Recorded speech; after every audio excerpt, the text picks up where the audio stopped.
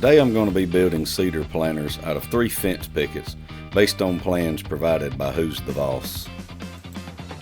I start out on my table saw using a 6-foot picket, and I rip off a piece 1 3/4 inches wide. I then set this aside because it will be used later as my top trim towards the end of the project. Now moving over to the miter saw, I take my second fence picket and I cut 2 pieces 14 inches and I cut 3 pieces 12 3/4 inches. These will be my side panels, as you will see coming up. Then taking my third and final fence picket, I repeat the process. I cut 2 pieces 14 inches and I cut 3 pieces 12 3/4 inches. So now, using the leftover piece from my original board I ripped on the table saw, I cut 4 pieces 16 inches long. These will become my legs. So now that the legs are cut down to size, I just move back over to the table saw and rip each piece to 1 3/4 inches wide. I like doing shorter pieces on the table saw. It just seems to be easier for me to stay straight when I'm making a cut. And at the end, you should have a pile that looks like this.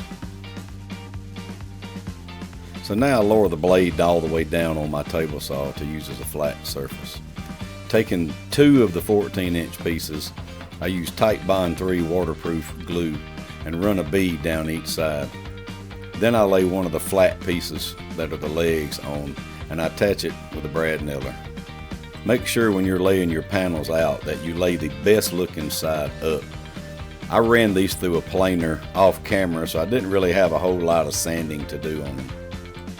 If you want them to be real smooth, I highly recommend running your boards through a planer or sanding before making any cuts. So now I'm just attaching another piece of the leg with wood glue and brad nails. Make sure to get them flush on the ends also, because you don't want your trim to be sitting up and you don't want them to sit on the ground and have a wobble to them.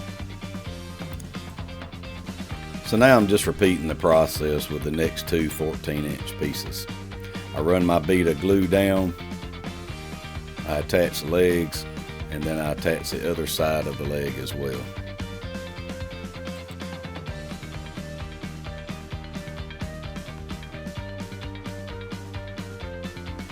So now with the 2 sides complete, I run a bead of glue down the inside of the leg trim, and taking a 12 3/4 inch piece, I just stand it on in and get it flush to the top and attach it with a brad nail. I repeat the process on the bottom board as well. Then I turn it around, run a bead of glue down, and attach the other 2 12 3/4 inch pieces here. So now I lay the first panel back down on the table and run a bead of glue down both inside parts of the leg, and I just flip the whole project over on its side and put them in place and set them with a nail gun. Now just take the remaining 2 pieces of 12 3/4 inch and test fit inside the bottom. I run a bead of glue around and use a brad nailer. I attach them in place. Now if you've been following along, you should have something that's starting to look really nice, and you'll notice that there's a gap in the bottom. I'll be cutting that strip at the very end after I've done my top trim. So back over at the miter saw, I take out the original piece that I cut at the beginning of the project, and I cut 45-degree angles at each end, measuring from tip to tip 15 5/8 of an inch. Take your time here and make sure that the boards don't move out of your hand as you cut the angles. You don't want to get to the end of this project and using your final piece realize that they don't match up when you go to put them on top of your planter. During this step, I also cut the piece for the bottom with the leftover. So now on a flat surface, I test fit and I attach all the pieces of the top trim together using waterproof wood glue and duct tape just to hold them in place until it dries enough for me to put it on top of the planter box. So now with my trim glue dry enough to handle, I go around the top of the planter box with another bead of glue and set the trim in place. Then using my slide rule, I just go around and around to each side and each corner over and over until I get the desired measurement that I want. You want to try to keep it uniform and even if possible.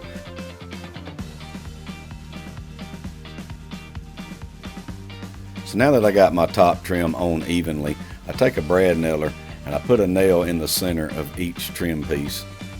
Then I remove my duct tape from the corners and I put a brad nail at the end of each piece at the connection just to keep it from gapping later in the sunlight.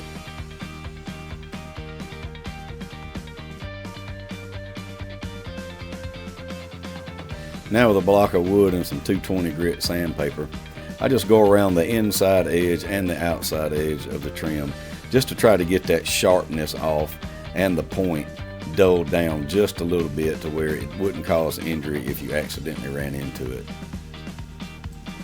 And that is it. The planter is now complete. If you have any questions, please drop them in the comments below and I will get back to you. I hope you've enjoyed this video. Shout out to Who's the Voss for the wicked free plans. Please remember to like and subscribe on your way out the door, and I'll see you on the next one.